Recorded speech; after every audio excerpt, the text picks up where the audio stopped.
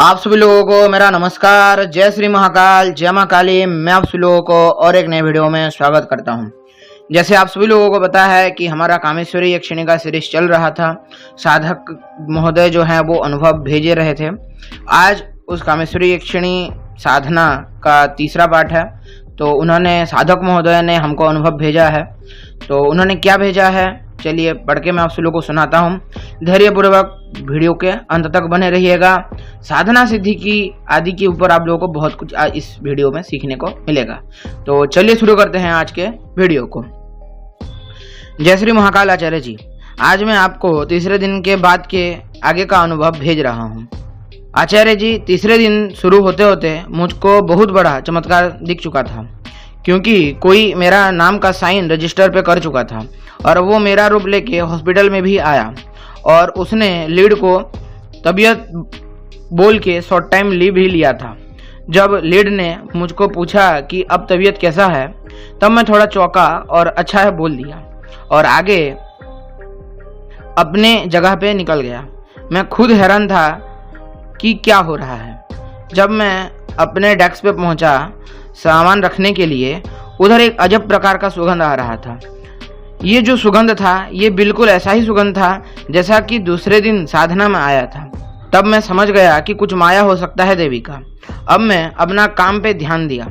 तीसरे दिन मेरा वही समान भाव रहा जब सभी मेरी तरफ आकर्षित हो रहे हैं। उस दिन मैं 6 बजे काम खत्म करके अपने घर के लिए निकल गया। घर पहुंचते हुए 7:10 हो गए थे। पहुंचा, फिर एक कॉफी ली। भूख नहीं लग रहा था। मन में एक दिव्य सा शांति था। मन बहुत प्रफुल्लित हो रहा था। ऐसा लग रहा था कुछ नया चीज मुझको मिलने वाला है। फिर मैं जल्दी गया, स्नान किया और साधना में लगभग आधे घंटे पहले से बैठ गया। फिर मन किया कि माँ काली की थोड़ी जप किया जाए। तब मैं जिस काली मंत्र का दीक्षित हूँ और जो मंत्र मुझको सबसे ज़्यादा पसंद है उसका मैं जप करने लगा। मेरे अंदर का जो आनंद है वो और भी बढ़ गया।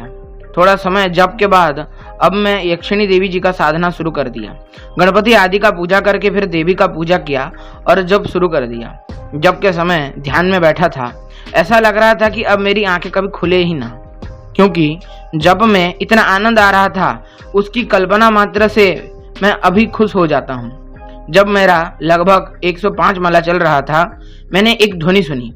ऐसा लगा कि कोई घर में पायल पहन के चल रहा हो। तभी वो आवाज धीरे धीरे बढ़ गई और मैं जहाँ पे बैठा था उस साधना कक्ष में गूंजने लगी। तभी मैंने अपनी आंखें खोल के देखी।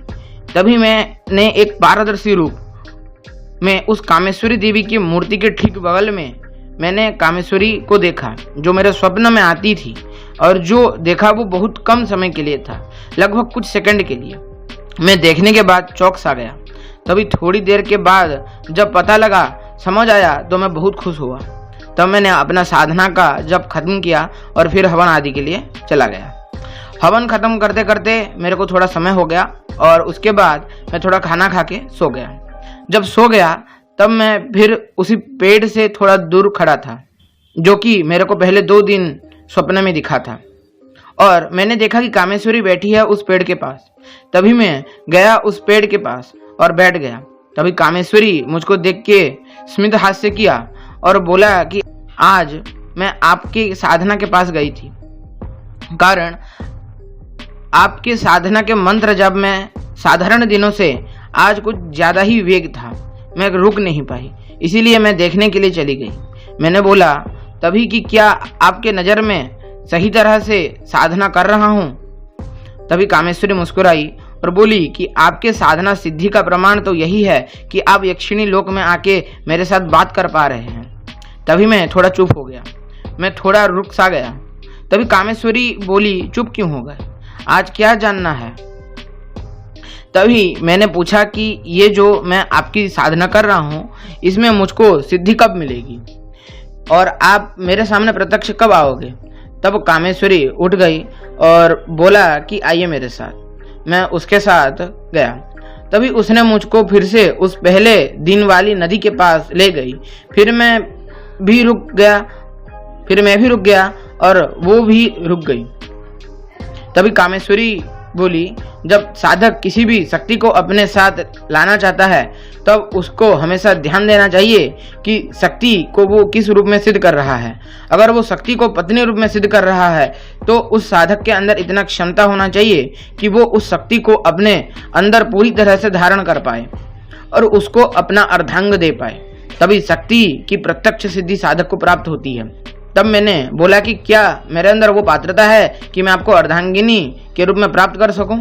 तभी कामेश्वरी मेरे पास आ गई और मेरे ओर देखते हुए बोला कि आपके अंदर पात्रता है, इसीलिए आप इस स्थिति तक पहुंचे कि आप मुझको देख पा रहे हैं सूक्ष्म रूप में, और आपके अंदर पात्रता है कि आप मुझको अर्धांगिनी बना सको। और मेरी खुद की भी बहुत इच्छा है कि मैं आपके जैसे उच्च कोटि के साधक का अर्धांगिनी बनूं।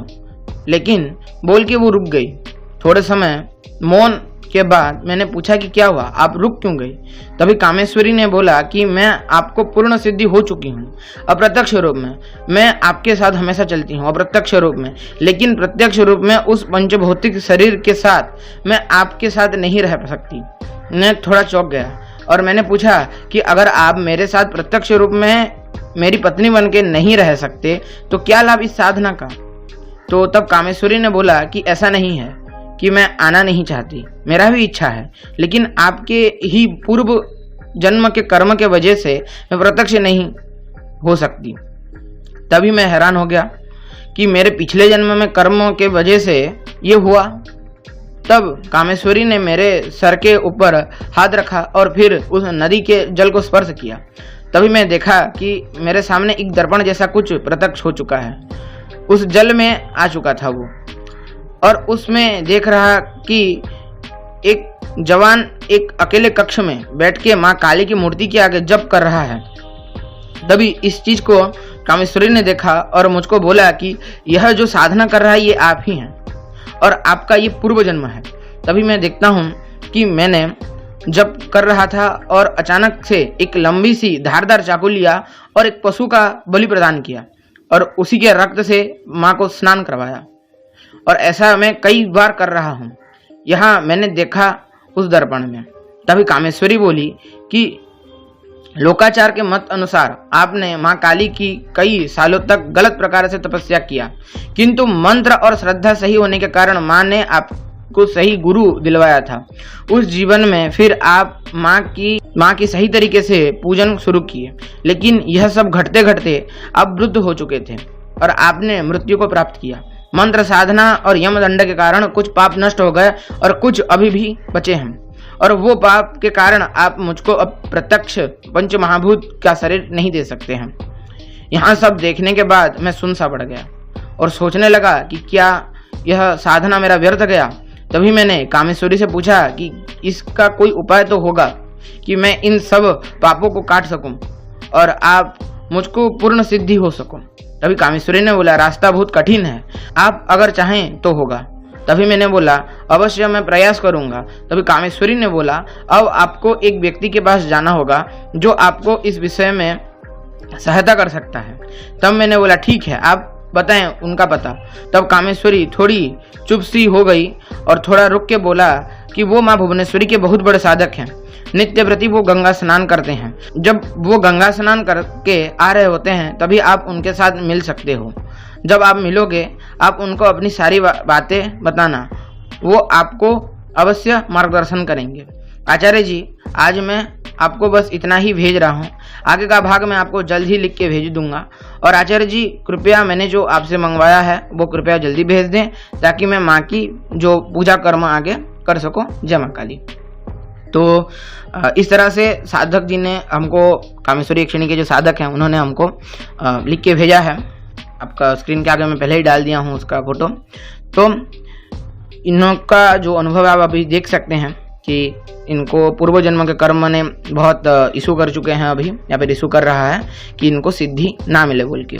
इसीलिए ही किसी भी प्रकार की तंत्र सिद्धि से पूर्व, तंत्र सिद्धियों को करने से पूर्व साधक को चाहिए कि वो गुरु मंत्र आदि का विधि पूर्वक अनुष्ठान करे, या फिर जो इष्ट मंत्र जो उसको प्राप्त है, या फिर जो इष्ट मंत्र गुरु मुख से प्राप्त है, वो मंत्र का अनुष्ठान करके बहुत सारे कर्म होते हैं। इसीलिए शास्त्रों में वर्णित है किसी प्रकार की यक्षिणी अप्सरा साधना करने से पूर्व कम से कम 11 रुद्राभिषेक और एक चांद्रायण व्रत कर लेना चाहिए, तब जाके अप्सरा यक्षिणी आदि की साधना में जानी चाहिए, तब वो साधना जल्दी से होते हैं। क्यों बताए गए हैं शास्त्रों में? क्योंकि यही कारण होता है कि पूर्व जन्म के कारण कई बार ऐसे हेर फेर कर देते हैं ताकि साधकों को सिद्धि ना मिल सके। ये चीज एक सत्यता है। आशा करते हैं आज के वीडियो से साधकों को बहुत कुछ सीखने को मिला होगा। अगर आप सब लोगों को आज का वीडियो अच्छा लगा है तो लाइक करें, शेयर करें, सब्सक्राइब करें। जो लोग नए हैं सब्सक्राइब करके घंटी वाला बेल आइकन ऑल पे सेट करें ताकि मैं जो वीडियो अपलोड करूं उसका नोटिफिकेशन आप सभी लोगों तक पहले पहुंचे। तो यही था कुछ आज का वीडियो। सभी को मेरा नमस्कार, जय श्री महाकाल, जय मां काली। मिलता हूं आप सभी लोगों को और किसी नए वीडियो में।